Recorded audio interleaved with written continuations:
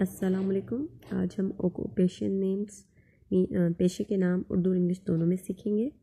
تو سب سے پہلے انجینئر، کاریگر، بچر، کسائی، ڈاکٹر، اکنامسٹ، ماہر اقتصادیات، کارپینٹر، ترخان یا بڑھائی، کیشیئر، بینک کا لین دین کرنے والا،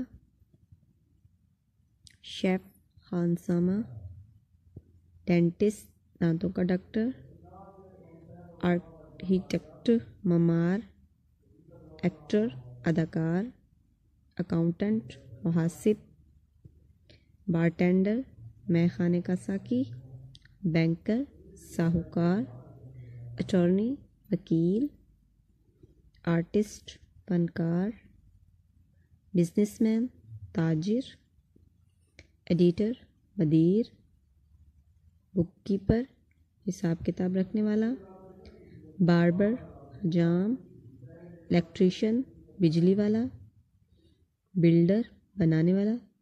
اس کے ساتھ ہی میں دیجیے اجازت. السلام علیکم.